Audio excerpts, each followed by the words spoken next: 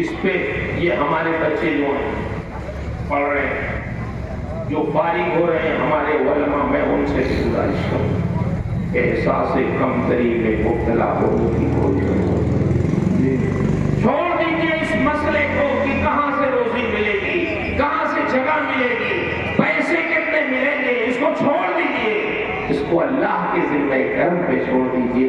ہمارا کام محنت کرنا ہے، ہمارا کام دین کی خدمت کرنا ہے، ہمارا کام برائیوں سے لوگوں کو روکنا ہے، ہمارا کام لوگوں کو اچھائیوں کی دعوت دینا ہے۔ آپ کام کریں گے تو جانتے ہیں اللہ آپ کے دینی کاموں میں بھی برکت عطا فرمائے گا اور آپ کے رزق کا بھی انتظام فرمائے گا۔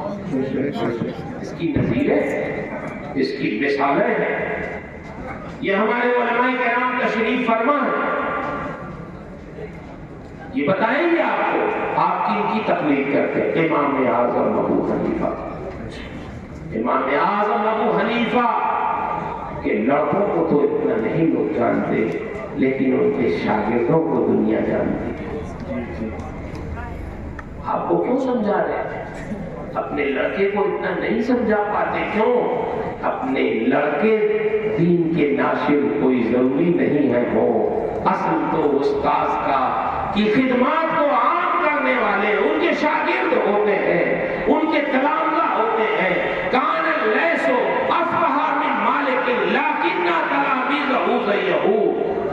امام لیث امام مالک سے بھی بڑے فقیہ تھے، لیکن ان کے شاگرد قابل ذکر نہیں ہوئے تو ان کی ساری خدمات فراموش کر۔ بات بغیر کہے بھی نہیں رہ جاتی، کہنا بھی ہے شاید ان کے ذہن میں بات آ جائے، کیونکہ میں فکر مند بہت اس لیے ہوتا ہوں کہ بہت اچھے اچھے ہمارے بچے اگر وہ پابند نہیں ہوتے، ان کی تربیت نہیں ہوتی، تو جانتے ہیں وہ جا کے میدان عمل میں ظاہر ہو، ان کی خدمات کچھ نمایاں نہیں ہو پاتی۔ آپ حضرات کو پڑھیں، ہم لوگوں کے پاس کبھی کبھی لوگ فون کرتے ہیں، مولانا صاحب یہ جو آپ نے بھیجا ہے مصباحی صاحب کو نا، یہ پڑھاتے تو بہت اچھا ہے لیکن فجر میں یہ سوئے رہ جاتے ہیں۔ تو ہم سمجھتے ہیں کہ یہ ان کی کمزوری نہیں ہے، یہ ہماری کمزوری ہے کہ ہم نے ان کو فجر کا پابند نہیں، یہ ہماری کمزوری ہے۔ ہم نے کیوں نہیں ان کو پابند بنایا، ہم نے کیوں نہیں ان کو پابند بنا کے بھیجا میدان عمل میں؟ تو حیا بھی آتی ہے، کیا جواب دیں؟ جتنے ہمارے بزرگوں نے کام کیا ہے، حافظ ملت نے پورے دنیا اہل سنت کی لاج جو بچائی جامعہ شرعیہ کھول کر، وہ ایسے نہیں تھے، وہ عابد شب زندہ دار بھی تھے، قرآن کی تلاوت کرنے والے بھی تھے، حضر تو حضر، سفر میں بھی ان کی تہجد کی نماز نہیں چھوٹی، ان کے کاموں میں ایسی برکت تھی۔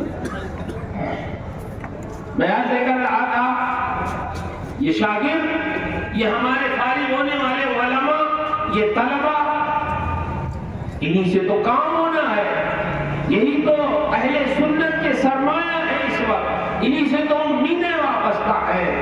آج میں آپ سے گزارش کر رہا ہوں، ہم اگر اپنا گھر بنوائیں اور کہیں کہ ایک ایک کمرہ آپ لوگ بنوا دیجیے، چندہ دے دیجیے، کوئی 1 روپیہ نہیں دے گا، دیں گے ہمارا گھر بنوانے کے لیے، لیکن مدرسے کے لیے جب چندہ کرتے ہیں تو دیتے ہیں، تبھی نئی عمارت بنی ہے، اس کو نے دیا تبھی تو بنی ہے، اس کے لیے دیے انہی طلباء کے لیے، علماء کے لیے، جس میں عالم رہیں گے پڑھائیں گے، طلباء رہیں گے پڑھیں گے، اور یہ پھر فارغ ہو کے ہماری دینی ضرورت پوری کریں گے، ہمیں مسئلہ بتائیں گے، ہمیں نماز پڑھائیں گے، ہمیں خیر و شر کی تمیز ہمیں دیں گے، ہمیں سمجھائیں گے، اسی لیے لوگ تعاون کرتے ہیں۔ اگر یہ خدمت نہیں ہوگی پھر کوئی تعاون نہیں۔ اس لیے ہمیں اس تعاون کو بھی برقرار رکھنا ہے، اور آپ سے گزارش ہے کہ اللہ کا شکر ہے اس گئے گزرے زمانے میں بھی مدرسوں میں بے سر و سامانی کے باوجود بھی جو دین کی خدمت ہوتی ہے وہ بھی الحمدللہ بہت اہم ہے، اس کو نظر انداز نہیں۔ ٹوٹی ہوئی چٹائیوں پہ بیٹھ کر دال چاول کھا کے یہ بچے یہ دین کی خدمت انجام دیں۔ 9 سال تک دال چاول کھا، روٹی دال چاول کھا، ایک سب کھا۔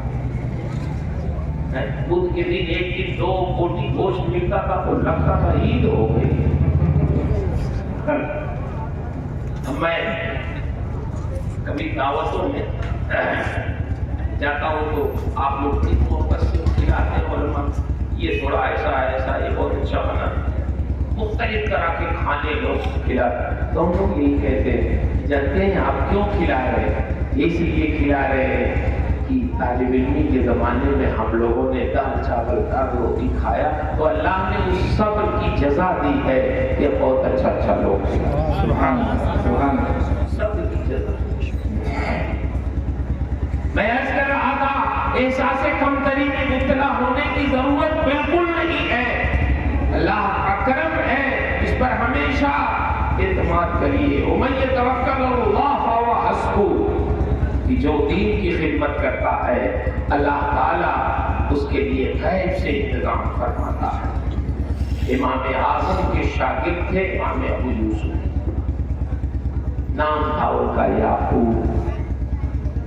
خود وہ بتاتے کہ میں یتیم تھا، بچپن میں میرے والد کا انتقال ہو گیا، میری والدہ سے تھی بوڑھی والدہ، میں نے جب کچھ ہوش سنبھالا میری والدہ سود کاٹتی تھی، اتنے پیسے ان کو نہیں ملتے تھے کہ گزارا ہو سکے، جب میں نے کچھ ہوش سنبھالا تو میری والدہ نے مجھے ایک دھوبی کے وہاں یا کپڑا رنگنے والے کے وہاں ملازمت میں لگا دیا، چلو کام کرو دن بھر۔ میں دن بھر کپڑے ادھر سے ادھر لاتا لے جاتا دھوتا، شام کو چند پیسے مجھے مل جاتے، بس وہ لا کے اپنے ماں کے قدموں میں ڈال دیتا، میرے پیسے سے اور ماں کے سود کاٹنے کی مزدوری سے دونوں کی گاڑی چلتی تھی، کھاتے پیتے تھے۔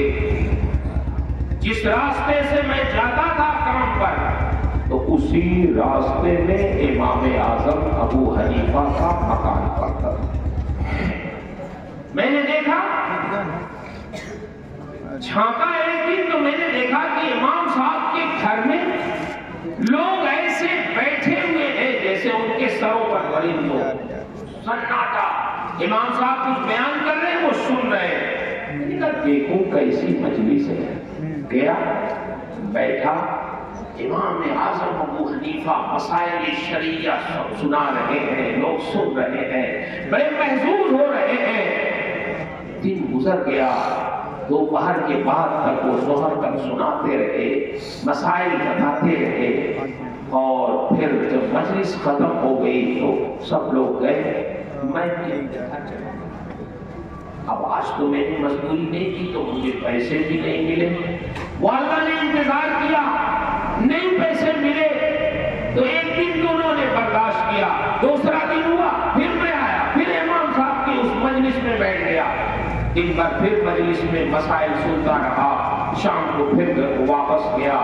آج بھی میں نے پیسے نہیں دیے تو میری والدہ کو اب تجسس ہوا، سوچنے لگی میرا بیٹا جاتا کہاں ہے، ان کے کہیں دن میں کھیلنے تو نہیں لگتا ہے، کہاں چلا جاتا ہے۔ تیسرے دن جب میں نکلا گھر سے تو پیچھے پیچھے میری والدہ، اور جیسے ہی میں امام اعظم کے مکان میں جا کے داخل ہوا اور ان کی مجلس میں پہنچا تو پیچھے سے میری والدہ بھی پہنچ گئی۔ ارشاد فرماتی ہے نعمان، امام صاحب کا نام نعمان تھا، کہنے لگی نعمان آپ نے میرے بیٹے کو کہاں پھنسا لیا ہے، دن بھر آپ کے یہاں بیٹھا رہتا ہے، کام پہ نہیں جاتا، مزدوری نہیں کرتا، آپ کو تو کچھ پتا نہیں ہے، میں بیوہ خاتون ہوں، میرے پاس گزارے کا کوئی سامان نہیں ہے، صرف سود کاٹتی ہوں، اسی سے اپنی روزی روٹی چلاتی ہوں، یہ بچہ کچھ کام کرنے لگا تھا، کچھ مزدوری پانے لگا تھا تو ہماری زندگی آرام سے گزرتی تھی،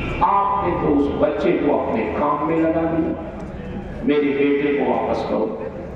امام اعظم نے چند ہی دنوں میں دیکھ لیا تھا، امام یوسف کی، ابو یوسف کی پیشانی پڑھ لیا تھا، یہ لڑکا بڑا ذہین ہے، بہت اچھا ہے، اس کو پڑھنے کا شوق ہے۔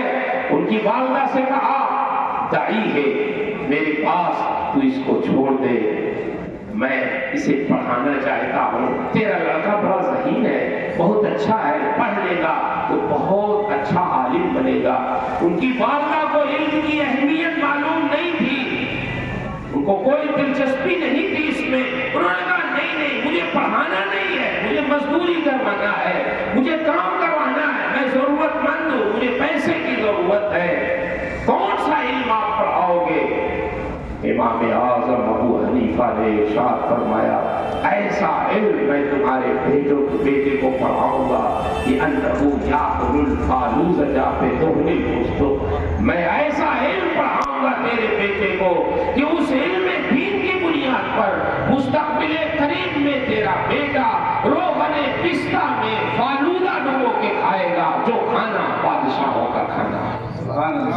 نعرہ تکبیر، نعرہ تکبیر، نعرہ رسالت، نعرہ رسالت، عرص پاسبان ملت، عرص پاسبان ملت، دارالعلوم غریب نواز، دارالعلوم غریب نواز، حضرت علامہ مفتی مسعود احمد برکاری صاحب قبلہ، نعرہ تکبیر، نعرہ رسالت۔ مسعود احمد برکاری صاحب کا نعرہ من لگائے، علماء یہ سننا مسعود احمد صاحب کی کوئی حیثیت نہیں، ویسے بھی دماغ آج کل لوگوں کا خراب ہو جاتا ہے، تعریف ہوگی توجہ ہے حضرات؟ جی ان کی ماں بڑی سخت تھی، انہوں نے کہا نہیں مجھے نہیں رکھنا۔ جب امام صاحب نے کہا میں تمہارے بیٹے کو ایسا علم پڑھاؤں گا کہ تمہارا بیٹا اس علم کی بنیاد پہ مستقبل قریب میں روغن پستہ میں فالودہ ڈبو کے کھائے گا، تو ان کی ماں نے جانتے کیا کہا ھذا شیخ قد ذہب عقلہ، اس بوڑھے آدمی کی عقل مار گئی ہے، کہاں میرا یتیم بیٹا، کہاں روغن پستہ میں فالودہ ڈبویا ہوا جو بادشاہوں کا کھانا ہے؟ میرے بیٹے کو آپ بادشاہوں کے کھانے کا خواب دکھلا رہے ہیں؟ میرا بیٹا کون سا علم آپ پڑھائیں گے کہ بادشاہوں کے دسترخوان تک یہ پہنچ جائے گا؟ نہیں مجھے پڑھانا نہیں ہے، مجھے میرے بیٹے کو حوالے دو۔ امام صاحب سمجھ گئے ان کے سامنے کچھ بھی بیان کرو سب بیکار۔ اچھا یہ بتاؤ آپ کا بیٹا پیسہ کتنا ہو؟ تو کچھ لوگ سوائے وہ پیسے ہی کے آدمی ہوتے، اس کے علاوہ کچھ نہیں سمجھتے۔ صحیح ہماری برادری کی یعنی جو مقرر اور شاعر ہیں کچھ لوگ صرف پیسہ ہی سمجھتے ہیں اور اس کے علاوہ کچھ نہیں، نہ کوئی شیخ الحدیث کا احترام، نہ کسی مدرسے کا خیال، نہ اور کسی کا۔ اور سب سے پہلے یہ حساب اتنا اتنا یہاں وہاں، ابھی میں ایئرپورٹ پہ ہوں، ابھی وہاں بعد میں بات ہوگی، ایران دوران اللہ رحم فرمائے۔ ایسی تقریروں سے ایسے ناز سے ہونا جانا کیا کچھ نہیں ہونا۔ کہتے کہ سوداگری جو تو ہم اب تو یہی حال ہے کہ جو لوگ فون کرتے ہیں سب سے نہیں، تو امام صاحب نے سمجھ لیا ان کو پیسہ چاہیے بس اور کچھ نہیں۔ فرمایا اچھا یہ بتاؤ تیرا بیٹا روزانہ مزدوری کرتا ہے تو کتنا پیسہ پاتا ہے؟ تو انہوں نے بتایا کہ پیسے پاتا۔ فرمایا چلو پیسے نہیں چاہیے، اپنے بیٹے کو پڑھاؤ، جتنی مزدوری وہ روز پاتا ہے نعمان اپنی جیب سے روزانہ تیرے بیٹے کو دیتے بھی رہیں گے اور تیرے بیٹے کو پڑھاتے بھی۔ امام اعظم ابو حنیفہ جیسا استاد کون ہو سکتا ہے جو اپنے شاگرد کو روز پڑھائے بھی، روز الٹے وظیفہ بھی دے؟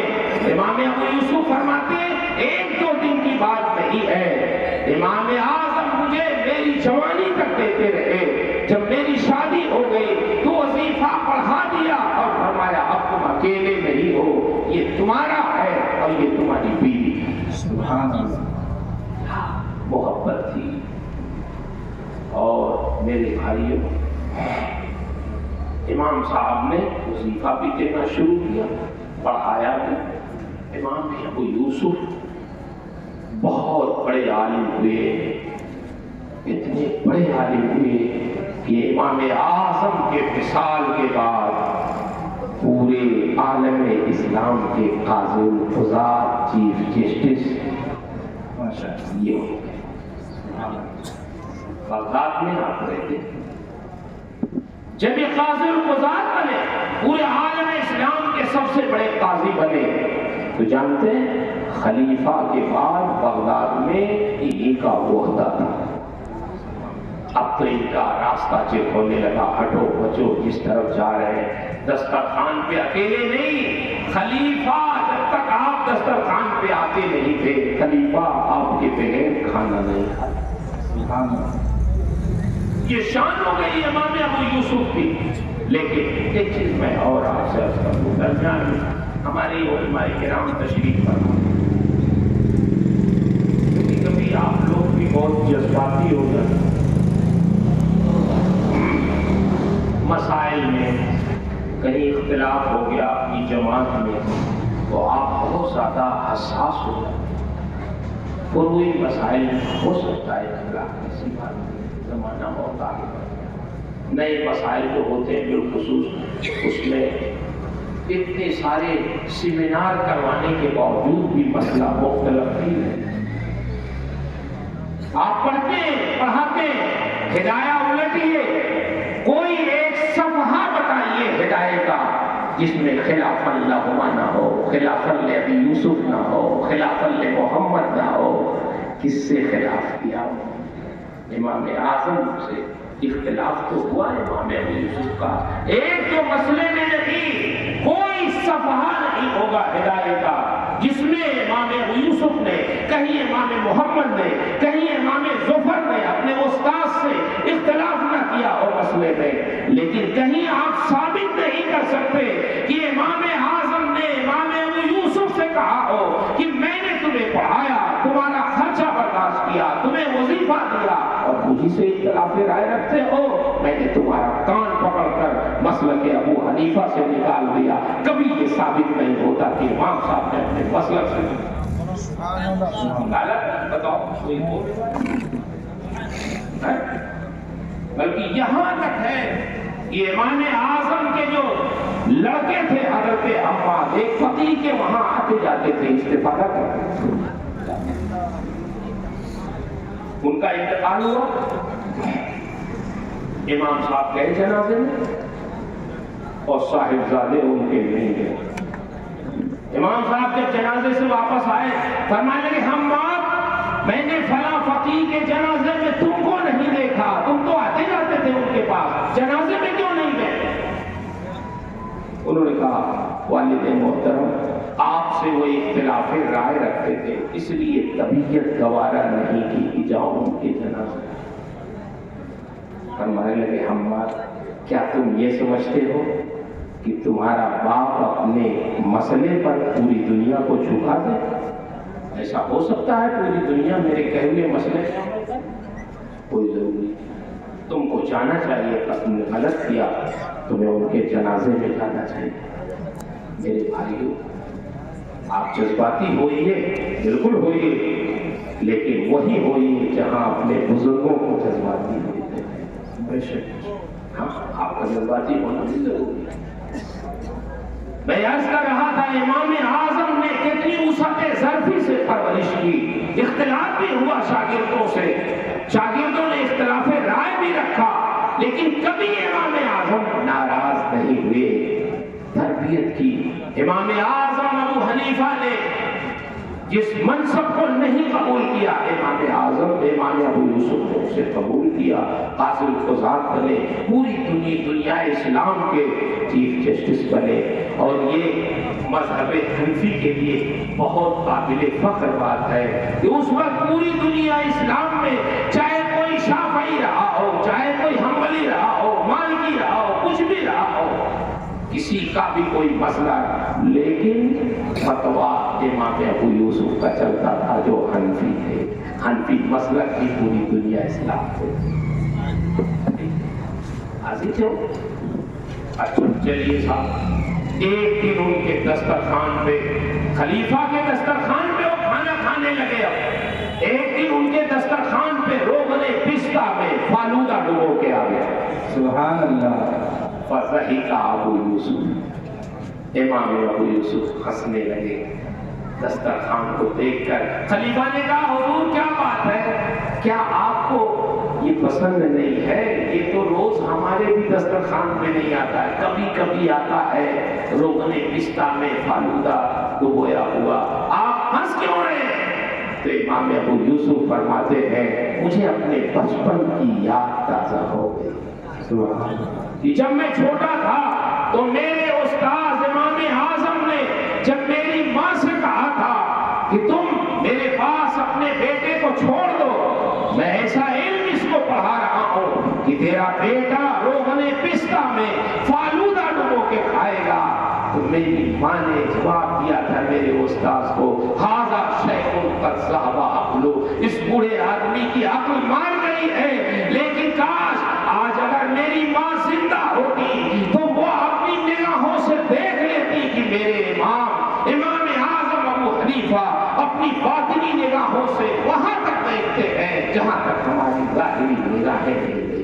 سبحان اللہ۔ نعرہ تکبیر، نعرہ رسالت، علماء اہل سنت، عرس پاسبان ملت، دارالعلوم غریب نواز۔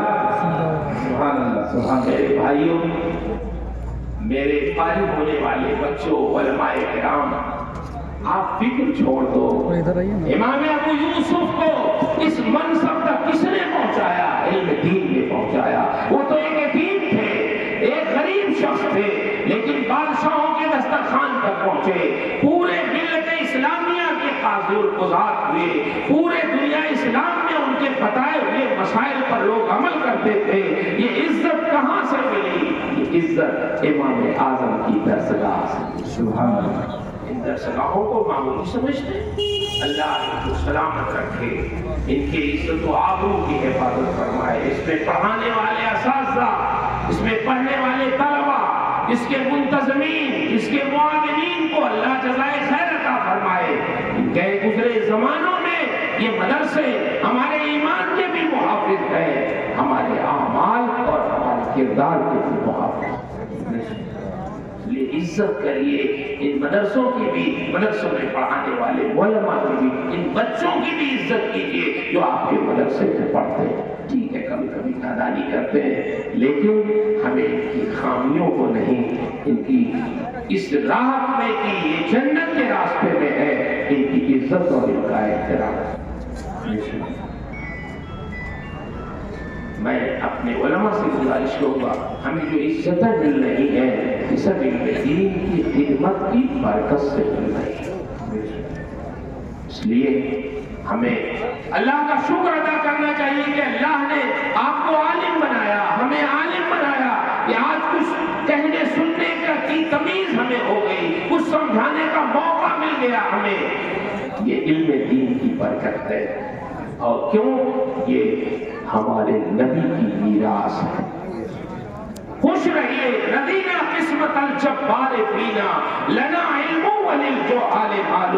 اللہ کی اس تقسیم پر شکر ادا کریے، خوش رہیے کہ اللہ نے آپ کے حصے میں علم و حکمت رکھا ہے اور عوام کے حصے میں مال و دولت رکھا ہے۔ آپ کے پاس جو مال ہے وہ بہت قیمتی ہے۔ دنیا کا مال و دولت کبھی لٹ جاتا ہے، کبھی چوری ہو جاتی ہے، کبھی ڈکیتی ہو جاتی ہے، مگر آپ کے علم کو نہ کوئی چوری کر سکتا ہے، نہ کوئی رہزنی کر سکتا ہے، نہ کوئی ڈاکہ ڈال سکتا ہے۔ اللہ نے ایسی دولت جو اس کے نبی کی میراث اور وراثت کی شکل میں ہے وہ آپ کو عطا فرمائی ہے، اور اپنے نبی کا اسی بنیاد پر وارث بنایا ہے۔ اگر ایک چیز میں عرض کروں، اپنے ہم عمر علماء کرام، اپنے ساتھیوں سے، اپنے ان بچوں سے، کہ میں نے کہا علم لٹتا نہیں ہے، علم چوری نہیں ہوتا، ہو جاتا ہے، علم چوری ہو جاتا ہے، علم کی کی رہزنی ہو جاتی ہے، کس عالم کا علم چوری ہو جاتا ہے، کس عالم کے علم پہ ڈاکہ ڈال دیا جاتا ہے، سنو ہوتا ہے چوری علم، رہزنی ہوتی ہے علم کی، اس عالم کا علم چوری ہو جاتا ہے جس کے دماغ میں تکبر پیدا ہو جاتا ہے، غرور پیدا ہو جاتا ہے، جب وہ یہ سمجھنے لگتا ہے کہ میرے علاوہ سب تو جاہل بیٹھے ہوئے ہیں، سب بے علم بیٹھے ہوئے ہیں، کوئی نہیں ہے، میں ہی ہوں جو کچھ ہوں، جب یہ مزاج میں پیدا ہو جائے تو سمجھ جاؤ اس کا علم چوری ہو گیا ہے، اس کے علم کی رہزنی ہو گئی ہے، اس کا علم نور علم سے خالی ہو چکا ہے۔ ہمیں علم کی بھی ضرورت ہے اور ہمیں نور علم کی بھی ضرورت ہے۔ بے شک سبحان اللہ۔ علم وہی جو نفع بخش ہو۔ نبی کریم صلی اللہ علیہ وسلم جب دعا کرتے تھے تو کیا دعا کرتے تھے؟ اللہم انا نسألک علما نافعا، اے اللہ ہم تجھ سے ایسا علم چاہتے ہیں جو علم نفع بخش ہو، صاحب علم کے لیے بھی نفع بخش ہو اور امت مسلمہ کے لیے بھی نفع بخش ہو۔ علم وہی نفع بخش ہوتا ہے جو نور علم کے ساتھ ہوتا ہے۔ تو میں گزارش کروں گا فارغ ہونے والے اور پڑھنے والے بچوں سے، خاص کر آپ ادب کریں اپنے اساتذہ کا، اپنے ماں باپ کا، اپنے مدرسے کے چلانے والے جو ناظم حضرات ہیں، اراکین ہیں، یہ بیچارے کو کوئی تنخواہ نہیں ملتی، یہ محنت کرتے ہیں، کوشش کرتے ہیں، انتظام کرتے ہیں۔ مدرسے سے محبت رکھیے، اپنے اساتذہ کا احترام کیجیے، اپنے بزرگوں کا احترام کیجیے، اپنے اسلاف کی خدمتوں کا اعتراف کریے، ان کا احترام بجا لائیے، پھر دیکھیے علم کے ساتھ نور علم بھی آپ کو ملے گا انشاءاللہ۔ ہارون رشید نے اپنے بیٹے کو امین یا مامون کو امام کسائی کے صحیح کہا حضور ان کا داخلہ کر لیجیے، پڑھائیے، اور سنیے صرف پڑھائیے گا نہیں، ان کی تربیت بھی کریے گا۔ پہلے کیا کہتے تھے لوگ؟ گوشت آپ کا، ہڈی ہماری۔